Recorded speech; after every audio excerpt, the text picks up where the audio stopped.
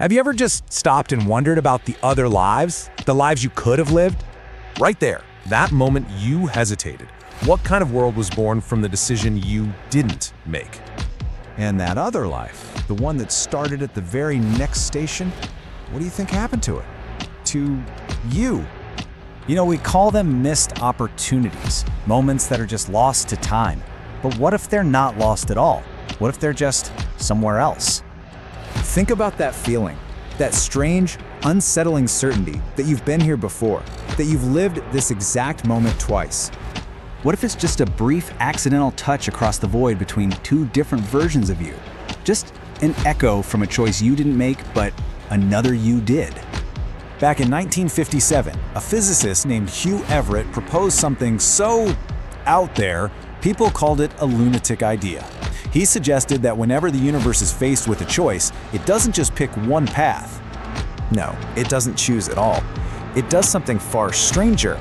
It accommodates every single possibility by branching off into completely separate parallel realities. So the person who did send the message and the one who actually caught that train, they exist.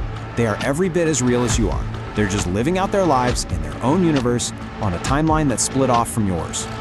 So that deep, sinking feeling in your gut, maybe it isn't just a memory. Maybe it's the faint, screaming echo of a version of you who took the other path and is now living with a consequence you managed to avoid.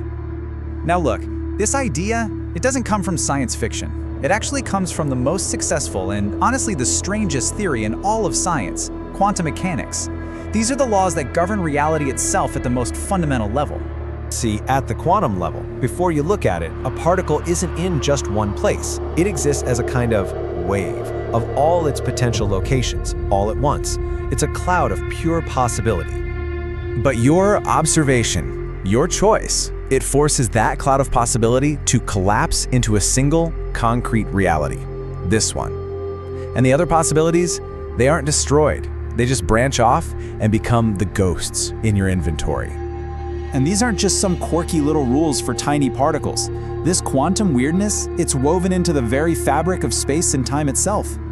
Reality is, well, it's flexible. If you were to get close to the immense gravity of a black hole, time itself would stretch and slow down for you. 3 hours for you could be 23 years for everyone you left behind. Our reality is just one possible arrangement of a much, much stranger cosmos.